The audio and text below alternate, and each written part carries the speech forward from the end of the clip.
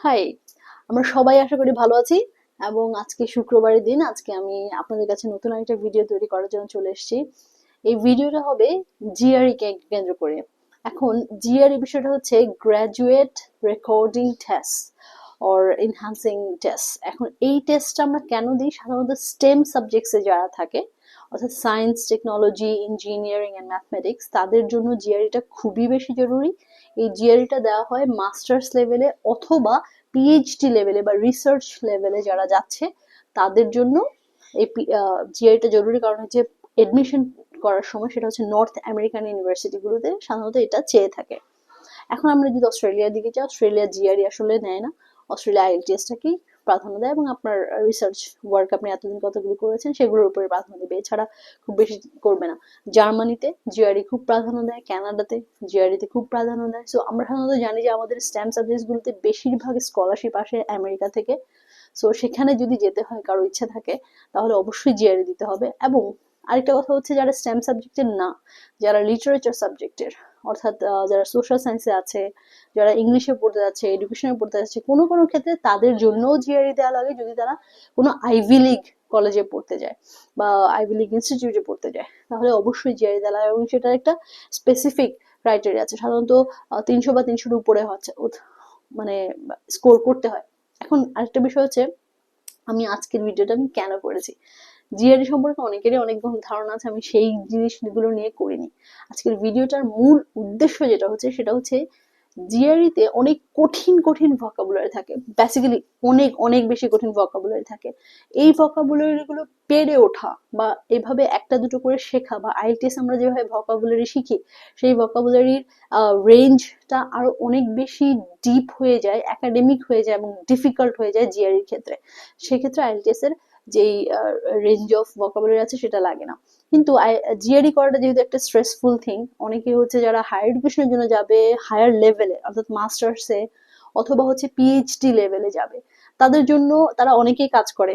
তো তাদের জন্য আমরা কিভাবে জিআরইর ভোকাবুলারি গুলো অনেক সহজে শিখতে পারবো সেটার একটা উপায় আছে।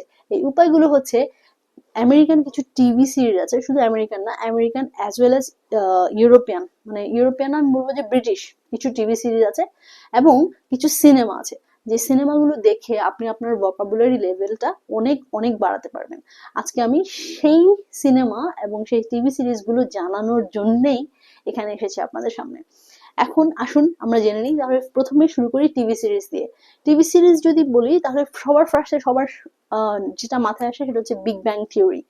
দ্য বিগ ব্যাং থিওরি হচ্ছে এমন একটা টিভি সিরিজ যেখানে বাঞ্চ অফ স্টুডেন্টস যারা হচ্ছে পিএইচডি অলরেডি করে ফেলেছে, তারা এখন একাডেমিয়াতে যাচ্ছে, অর্থাৎ তারা একাডেমিক লেভেলে আছে। তারা এখন কেউ লেকচারার হিসেবে আছে, কেউ রিসার্চার হিসেবে আছে, কেউ প্রফেসর হিসেবে কাজ করছে ইউনিভার্সিটিতে। এখন যখন তারা কাজ করতেছে তারা অনেক ডিফিকাল্ট লেভেলের ভোকাবুলারি ইউজ করে। আপনি যদি সেই ডিফিকাল্ট লেভেলের ভোকাবুলারিটা দেখে থাকেন, তাহলে আপনি বুঝতে পারবেন যে ওরা কোন স্টেজে আপনার ভোকাবুলারিটা ব্যবহার করছে। আরেকটা কথা বলি, বিগ ব্যাং থিওরিতে কিন্তু যেই থিওরিগুলো ব্যবহার করা হচ্ছে, ফিজিক্সের যেই কঠিন কঠিন থিওরিগুলো ব্যবহার করা হচ্ছে, সেগুলো সবগুলোই সাইন্টিফিক্যালি প্রুভেন এবং সবগুলোই সায়েন্সের সাথে রিলেটেড। এমন না যে আন্দাজে একটা থিওরি ওরা বলে দিয়েছে, এরকম কিছু না। ওদের কিন্তু একজন সায়েন্সের ফ্যাকাল্টি ছিল যে ওদেরকে এই ধরনের ক্লুগুলো লিখতে সাহায্য করতো। সো আপনাকে অবশ্যই বুঝতে হবে যে বিগ ব্যাং থিওরির ভোকাবুলারি লেভেলটা কতটা একাডেমিক। তারপরে আসুন সুটস নামে আরেকটা টিভি সিরিজ আছে, সেটা হচ্ছে সাধারণত লয়ারদের একটা টিভি সিরিজ। অনেকগুলো লয়ার, একটা দুটো লয়ার বা তিনটা লয়ার ফার্ম আছে, তারা ডিফারেন্ট ডিফারেন্ট কেস নিয়ে আলোচনা করে এবং সেখানে অনেক ধরনের ডিফিকাল্ট ওয়ার্ডের উচ্চারণ করা হয় এবং ডিফিকাল্ট ভোকাবুলারি ব্যবহার করা হয়। আমার মনে হয় এগুলো খুবই খুবই উন্নত এবং খুব সহজেই আমরা কন্টেক্সচুয়ালি এদের মিনিং এবং ইউজটা জেনে নিতে পারবো। তারপরে আরেকটা যেটা, সেটা হচ্ছে শার্লক হোমস। শার্লক হোমস আমাদের সবার পছন্দ, অ্যানোনিমাসলি আমি বলতে পারবো, কারণ শার্লক হোমস সিরিজটা বা বইটা ছোটবেলায় কেউ পড়ে না এরকম খুব কম মানুষ আছে, বা খুব কম পড়ুয়া আছে যারা অ্যাডভেঞ্চার লেভেলে শার্লক হোমস পড়ে নাই, এরকম হতে পারে। সাধারণত যারা একটু নার্ডি থাকে তারা তো শার্লক হোমস পড়েই পড়ে, কারণ শার্লক হোমসের বইগুলো যেরকম ভোকাবুলারিতে অনেক বেশি উন্নত, ঠিক তেমনি টিভি সিরিজটাও ভোকাবুলারিতে অনেক বেশি উন্নত। তারপরে আসে ডাউনটাউন অ্যাবি। ডাউনটাউন অ্যাবি হচ্ছে একটা ভিক্টোরিয়ান ড্রামা। এই ড্রামাটা সাধারণত লন্ডনের ডাউনটাউনের সেই ঐতিহ্যটাকে নিয়ে করা, ব্রিটিশরা কিভাবে জীবনযাপন করতো সেগুলো নিয়ে করা, এবং সেখানে অনেক অনেক সফিস্টিকেটেড শব্দ ব্যবহার করা আছে, ভিক্টোরিয়ান এরার যে কঠিন কঠিন দাঁত ভাঙা শব্দগুলো আছে সেগুলো ব্যবহার করা হয়েছে। এবং এটা খুবই খুবই মজার একটা টিভি সিরিজ, দেখলেও বুঝতে পারবেন, অনেক ভালো লাগবে। এই যে 5টা টিভি সিরিজের কথা বললাম, আপনার অবশ্যই 5টা টিভি সিরিজের সাথে থাকতে হবে। অ্যাকচুয়ালি 4টা বলেছি। আরেকটা হচ্ছে আমার মনে হয় আহ,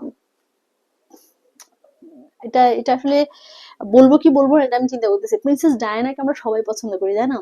প্রিন্সেস ডায়ানার জীবন কাহিনী নিয়ে বা প্রিন্সেস ডায়ানার লাইফ নিয়ে একটা টিভি সিরিজ আছে, সেটা হচ্ছে দ্য ক্রাউন।